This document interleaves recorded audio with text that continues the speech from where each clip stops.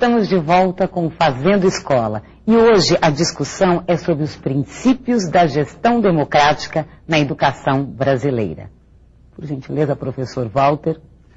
Bem, retomando a colocação inicial, vamos tomar o conceito de gestão dentro de um conjunto de referências que melhorem a cidadania, que melhorem a qualidade da educação. Eu gostaria de propor aos colegas uma discussão a partir de um documento que foi desenvolvido pela Unesco da América Latina, um estudo que demorou 7, 8 anos, analisando 16 países da América Latina e Caribe, buscando identificar aquelas características que indicam uma boa escola. Eu vou me permitir fazer uma leitura dessas 10 características, porque, em certa medida, essas características favorecem, facilitam o processo de construção da cidadania e da aprendizagem do aluno. O primeiro elemento que se menciona é de que a escola que faz isso conta com prédios adequados. O segundo elemento diz que a escola dispõe de materiais didáticos e uma quantidade suficiente de livros e de recursos na biblioteca. Isso, inclusive, já foi mencionado aqui. Há autonomia na gestão. O terceiro elemento. O quarto nos diz que os docentes têm uma formação inicial pós-médio, ou seja, todos têm uma formação especializada para professor. O quinto é de que há poucos alunos por professor na sala de aula. O sexto ponto indica que os docentes têm autonomia profissional e assumem a responsabilidade pelo êxito ou fracasso dos seus alunos. O sétimo ponto nos diz que pratica-se a avaliação de forma sistemática. Então, todos sabem a quantas andam. O oitavo ponto menciona que não existe nessa escola nenhum tipo de segregação. Todos são tratados igualmente. O nono ponto fala de que os pais se envolvem com as atividades da comunidade escolar. E o último ponto menciona que o ambiente emocional é favorável à aprendizagem. Seria bom que a gente pudesse comentar um pouco a partir disso, né? Professora. Eu acho que o que esse relatório levanta, e um pouco nós podemos observar isso no vídeo, né? É que há algumas pré-condições para que a gestão democrática aconteça, né? Nós não podemos partir do princípio de que meramente a existência de conselhos escolares ou de eleição de diretor, né, seja fator de garantia da qualidade da educação. Eu acho que tem hoje já os estudos e a luta dos educadores tem apontado com muita clareza de que há algumas condições objetivas que a escola tem que garantir, né? Entre as quais a questão da formação de professores, que é o que o documento ao que o professor Walter se refere, né? Ou seja, é preciso garantir uma política de formação e valorização do magistério, né?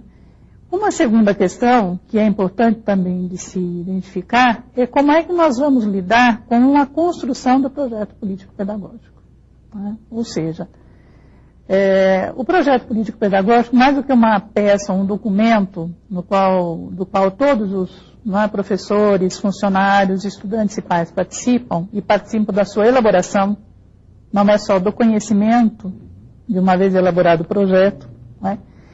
Ele tem que se debruçar sobre os problemas que a escola enfrenta, né? E mais do que isso, ele tem que se perguntar sobre os fins da educação que essa escola pretende, né, impartir a todos os seus jovens, suas crianças, os seus adultos. Então é importante que na discussão, na construção do projeto político-pedagógico, todas essas questões estejam contempladas. Eu levantaria, por exemplo, alguns impedimentos para que essa gestão da escola hoje ainda venha a ser democrática, né? Eu diria que é a questão do número de alunos em sala de aula, não é?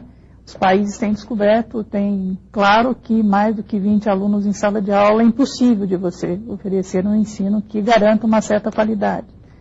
Uma escola de tempo integral, né? Uma luta histórica dos educadores. Ou seja, sem uma escola de tempo integral é impossível você oferecer uma formação, né, humana integral. Seria bom que o Adilson confrontasse esses dados com a experiência que ele tem. Vem na sala de aula. Já foi gestor, né, Adilson? Também foi gestor e a experiência que nós tivemos, ela foi extremamente gratificante e o desafio colocado foi o de fato de construir uma gestão pública, né, que envolvesse a comunidade e nesse sentido a gente caminhou, a gente envolveu a comunidade escolar na experiência que tivemos. Os alunos se sentiram realmente sujeitos da construção da gestão da escola, a direção era de fato aberta e nesse vídeo a gente também viu experiências nesse sentido. Agora, eu acho que é importante a gente destacar aqui que uma gestão democrática, ela não deve expressar apenas a visão do diretor da escola, de interpretar os fatos, mas sobretudo a construção de um sentido coletivo para onde a escola quer caminhar. Nesse sentido, eu acho que tem que ser ancorado em valores. Eu, na pesquisa que eu desenvolvi também, tendo como referência 2 escolas na cidade satélite de Ceilândia, analisando a experiência de gestão, eu levantei 4 elementos que são extremamente relevantes e que, a meu ver, constituem um conceito de gestão democrática interessante para a gente poder analisar uma determinada realidade. Que é a participação, que é a autonomia, conforme o próprio documento apresenta, que é o pluralismo e a transparência. Participação no sentido de ser uma participação efetiva. Não é aquela participação em que a direção toma as posições e chama o grupo para referendar. Uma participação que seja construída coletivamente as decisões da escola. Então, uma participação que seja permanente nas instâncias representativas da escola. Então, a participação ela tem que ser um elemento presente na gestão da escola. Porque nada adianta você garantir as instâncias se você não tem o sujeito da participação. Outro elemento também que eu desenvolvi, que eu acho importante destacar, é o da autonomia. A autonomia no sentido de que ela só existe se houver a ação política dos sujeitos da escola. Ou seja, o professor, a comunidade escolar, tem que estar predisposta a participar para garantir essa autonomia. A autonomia não vem por decreto. Ela é também fruto da ação política. É lógico que os governantes têm que facilitar o exercício dessa autonomia. O pluralismo também é algo relevante. Pluralismo que se pauta no respeito a diferenças de pensar, a diversidade, aos projetos individuais e coletivos que existem na escola. A nossa história é uma história de autoritarismo e de exclusão. Se nós fizermos um gancho dos anos 30 até os anos 80, nós tivemos um golpe a cada 3 anos na história do nosso país. 15 anos de ditadura Vargas, 21 anos de ditadura militar. Então nós estamos acostumados a ficar calados. Então é necessário a gente construir essa consciência crítica. Então isso vai depender da nossa ação também.